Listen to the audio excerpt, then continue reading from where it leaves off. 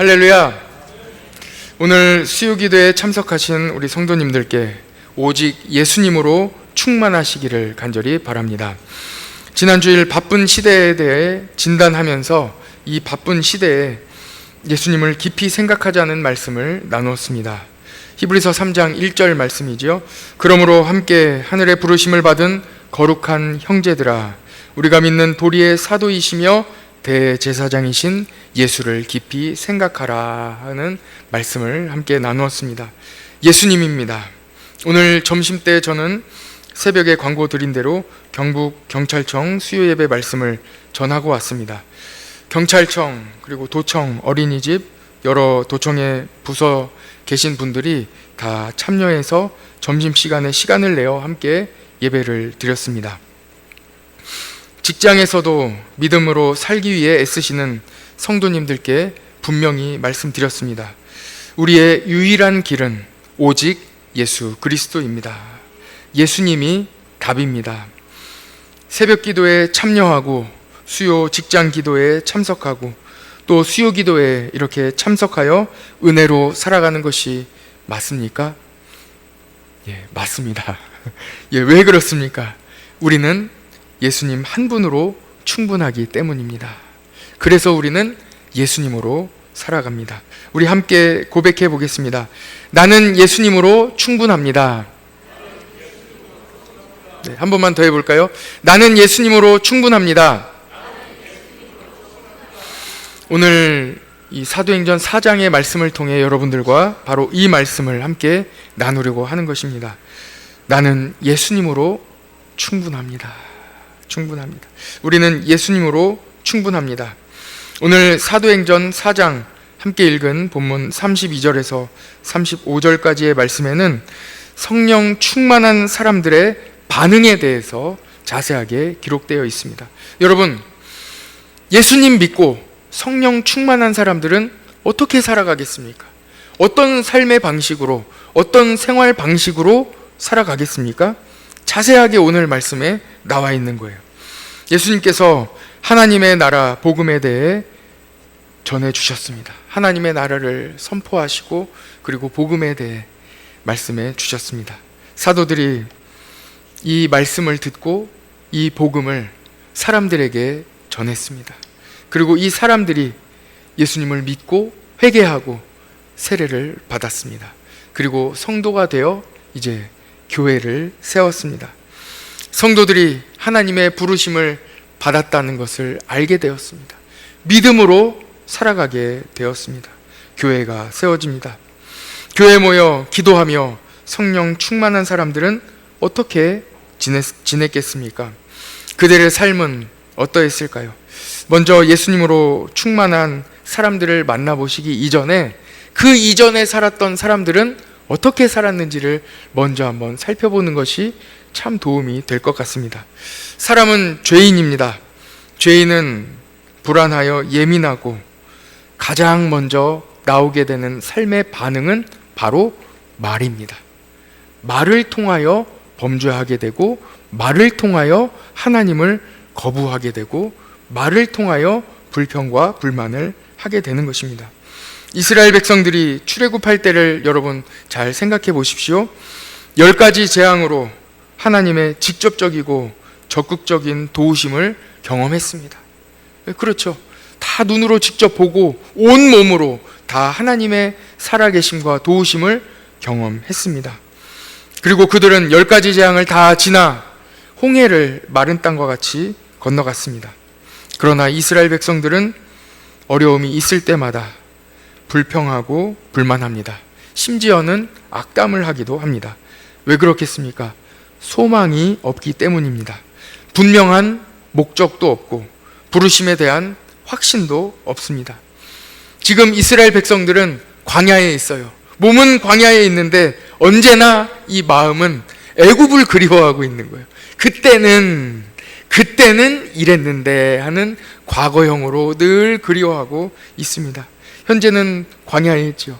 광야를 지나면 어디가 나옵니까? 하나님께서 약속하신 약속의 땅, 가나안 땅이 나옵니다. 약속의 땅으로, 축복의 땅으로 가는 길에 있는 거예요. 가는 길목에 지금 가는 과정 가운데 있는데 그 길에서 내가 어디로 가는지, 어디를 향하여 가는지 생각하지 못하는 거예요. 소망을 바라보지 못하는 거예요. 하나님께서 약속하신 약속의 땅을 바라보지 못하는 거예요. 그리고 온 마음이 과거에 머물러 있는 것입니다. 그 과거는 어떤 곳입니까? 종으로 매여 있던 곳입니다. 애굽입니다. 그렇게 어렵게 살았어요. 오랜 기간 동안 하나님께 부르짖었습니다. 살려달라고, 여기에서 제발 벗어나게 해달라고 기도하여 하나님께서 그 기도에 응답해 주셔서 드디어 그 땅을 벗어나게 됐는데, 벗어나 약속의 땅으로 가는 그 과정 가운데 전혀 다 잊어버리는 거예요. 그리고 과거를 그리워하며 회상하게 되는 것입니다. 보통 과거는 아름답게 포장되게 되어 있지요. 광야를 지나 가나안 땅, 약속의 땅을 향하여 가고 있는데 그 목표를 마음으로 받아들이지 못하고 마음은 과거에 머물러 있는 이스라엘 백성들의 모습을 우리는 잘 볼 수 있습니다. 가나안 땅을 정탐하고 온 다음 정탐꾼들이 정탐한 내용을 보고하는 자리가 매우 심각합니다. 드디어 가나안 땅에 이스라엘 백성들이 도착했습니다. 하나님은 이렇게 좋은 땅, 이렇게 좋은 곳에 드디어 도착했기 때문에 이스라엘 백성들에게 보여주고 싶으신 거예요. 그래서 너희들 지파에서 한 사람씩 뽑아서 보고 와라. 얼마나 좋은 땅인지 보고 오라는 거예요. 그런데 보고 온 사람들이 믿음이 없었습니다. 그래서 믿음 없이 보고합니다. 그 땅은 아무리 좋을지라도 그곳에는 안악자손, 대단한 힘이 있는 대단한 사람들이 거기에 있기 때문에 우리는 그들에 비하면 메뚜기에 불과합니다 하고 불평하고 불만합니다. 우리는 갈 수 없습니다. 우리는 들어갈 수 없다는 거예요. 위대한 하나님의 능력을 그렇게 경험해 놓고도 하나님을 의지하지 못하고 눈에 보이는 상황을 보고 판단하고 불평하고 불만했던 이스라엘 백성들의 모습을 우리는 잘 볼 수 있습니다. 믿음 없이 본 정탐꾼들의 보고와 그 보고를 믿음 없이 들은 이스라엘 백성들은 원망하고 불평했습니다. 이스라엘 온 백성에게 좋은 것을, 가장 좋은 것을 주시려는 하나님의 마음은 정말 모르고 이 백성들은 눈에 보이는 것, 귀로 들은 것에만 의지하여 그대로 판단하며 하나님을 원망하는 모습입니다. 자, 이제 드디어 약속하신 메시아 예수님께서 오시고 성도들이 예수님을 믿음으로 이제 성령 충만하여 살아가는 사람들이 되었습니다. 그 말씀이 오늘 사도행전 4장에 또 기록되어 있습니다. 오늘 말씀은 예수님으로 충만한 사람들의 모습이 자세히 나와 있습니다. 무엇이 달라졌을까요, 여러분? 오늘 이 말씀 속에 우리가 확인할 수 있는 가장 눈에 확연히 들어오는 모습은 바로 언어가 달라졌다는 것입니다. 한번 보십시다. 31절 말씀을 같이 한번 읽어보겠습니다. 31절, 오늘은 32절부터지만 31절을 먼저 한번 읽어보겠습니다. 시작.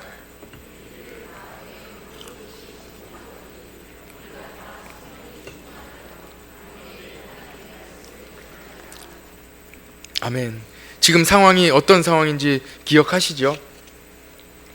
지금 공회 앞에서 베드로와 요한이 재판을 받았어요. 어려움을 받고 당하고 고난을 당하고, 그리고 유대 지도자들로부터 더 이상 예수님의 이름을 증거하지 마라 하는 이 말을 듣고 온 거예요.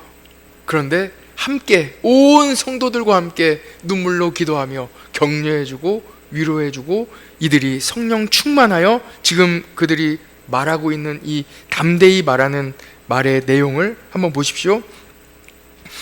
기도를 다 마치고 나니 그곳이 진동하더니 무리가 다 성령이 충만하여 담대히 하나님의 말씀을 절대로 전하지 말라고 이야기를 들었음에도 불구하고 담대히 하나님의 말씀을 전하니라. 할렐루야. 성령 충만하면 우리의 입에서 하나님의 말씀이 나옵니다.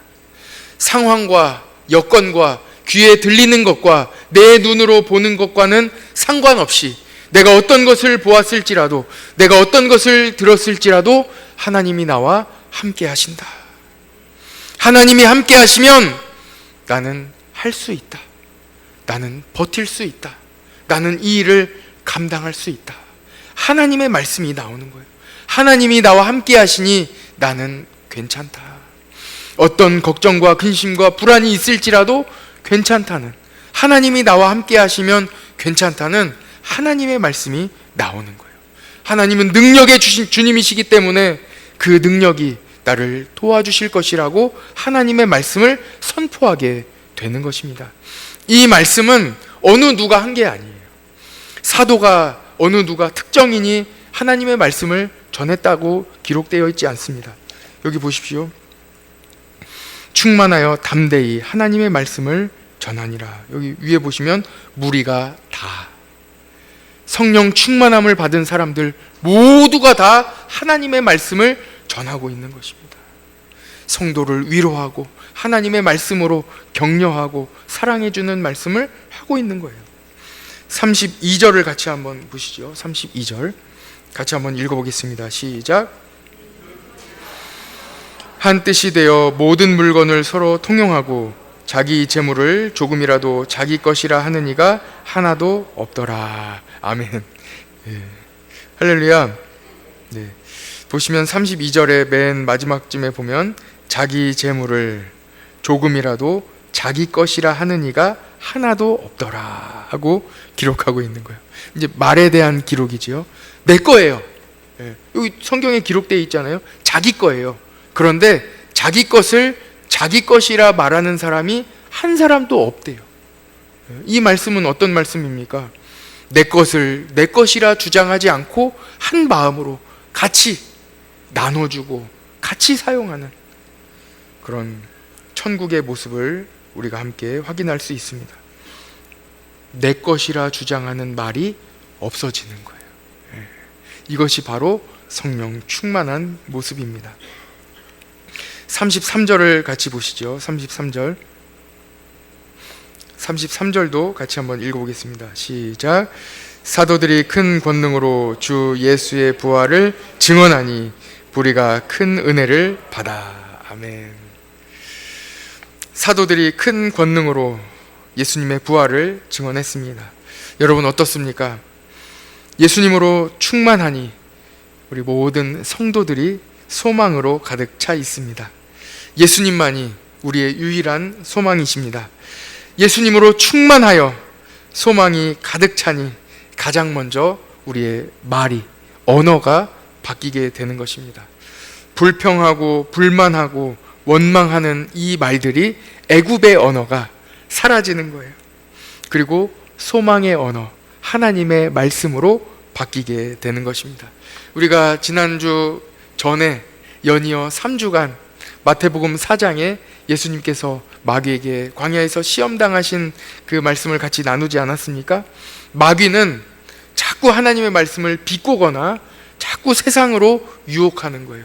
그러나 예수님은 그 마귀의 유혹을 어떻게 이겨내시는 것을 우리에게 보여주셨습니까? 하나님의 말씀으로 이기시는 것을 우리에게 보여주셨습니다. 말씀입니다. 하나님의 말씀을 전하고 사랑의 언어를 말합니다. 교역자만, 목사만 강단에서 하나님의 말씀을 전하는 것이 아니라 온 무리가, 모든 성도가 다 함께 하나님의 말씀을 전하는 거예요. 성전에서 선포되는 하나님의 말씀을 마음으로 받아들이고 그 말씀을 온 성도가 같이 나누는 것입니다. 예수님을 깊이 생각합시다 하고 말씀을 전하면 모든 성도가 다 함께 예수님을 깊이 생각하도록 다 말을 전하는 거예요. 저는 오늘 여러분들과 말씀을 나누면서 사도들이 권능으로 증언한 예수님의 부활에 대하여 조금 더 자세히 접근하려고 합니다. 사도들은 지금 성도들을 상대로 예수님의 부활을 증언하고 있습니다. 이 부분에 조금 주목해 보려고 합니다. 지금 사도들은 우리 33절을 보십시오. 33절에 사도들은 큰 권능으로 예수님의 부활을 증언했습니다. 이 상황을 자세히 우리가 살펴보면 이 사도들이 예수님의 부활에 대하여 예수님을 모르는 사람에게 증언하는 게 아니에요. 지금 상황은 성도들에게 예수님을 믿고 이미 성령 충만하여 소망의 언어, 하나님의 말씀을 전하고 있는 성도들에게 예수님의 부활을 증언하고 있는 거예요. 예수님을 알고 예수님으로 충만한 사람들에게 또다시 예수님의 부활을 증언하고 있습니다. 예수님의 부활을 증언하는 능력이 바로 여기에 있습니다. 우리가 예수님을 안다고 다 아는 게 아니에요. 십자가와 부활을 이야기한다고 예수님을 다 아는 것이 아닙니다. 그 안에 우리가 계속 알지 못하는 수없이 많은 예수님의 사랑과 그 깊이가 그 안에 담겨 있는 것입니다. 그것이 바로 능력입니다. 예수님의 은혜와 사랑의 깊이는 이 세상 어떤 것보다 더 깊습니다. 우리가 예수님에 대하여 아무리 많이 안다고 해도 예수님께는 더 깊은 샘물이 있습니다. 우리 부활하신 예수님을 생각합시다. 예수님의 부활을 말씀드리려면 반드시 십자가의 길을 함께 이야기해야 합니다. 예수님의 십자가의 길은 나를 위한, 자신을 위한 희생이 아닙니다. 남을 위한, 그것도 죄인을 위한, 잘못한 사람을 위해 억울한 마음으로 십자가를 지는 것입니다. 누명을 써도 억울한 일이 있어도 살리는 일이라면 그 일을 감당하는 것입니다. 여러분, 여러분의 삶에 이런 기회가 있다면 도전해 보시기를 바랍니다. 한번 도전해 보십시오. 하나님의 놀라운 축복이 여러분들과 함께 합니다. 다만 큰 억울함과 큰 누명이나 큰 고난 당하지 않으시기를 바랍니다. 그러나 우리의 삶에 그 큰 고난이 아닐지라도 작은 희생이나 누명이나 어려운 일이 있을 때에 그 일에 도전하시기를 바랍니다. 한번 도전해 보세요. 저는 몇 가지 도전해 본 일이 있습니다. 이 일이 제가 한 일이 아닌데 제가 했다고 도전해 본 일이 있어요. 그런데 하나님이 기억하십니다. 하나님이 아시는 거예요. 하나님은 그 일에 대하여 기억하시고 저에게 안다고 말씀해 주시는 것입니다. 여러분, 십자가의 길을 걸어가는 사람, 오늘도 예수님으로 충만하여, 예수님으로 충분하여 그 예수님을 따라가기를, 예수님의 십자가의 길을 가기를 도전하는 사람, 그 사람은 오늘 어떤 일이 일어나겠습니까? 지금도 언어가 달라지는 것입니다. 고난 가운데 감사하며 기쁨을 말하며 예수님으로 충만한 삶을 살아가는 것입니다. 이것이 바로 부활 신앙입니다. 우리 함께 같이 고백해 봅시다. 예수님 부활하셨습니다. 예수님 부활하셨습니다. 부활의 능력이 우리 성도들과 함께 하시기를 축복합니다. 저는 이 아침마다 이 앞에서 교통 하고 있잖아요. 쉬운 일은 아닙니다. 그러나 감사한 마음으로 감당을 하고 있습니다.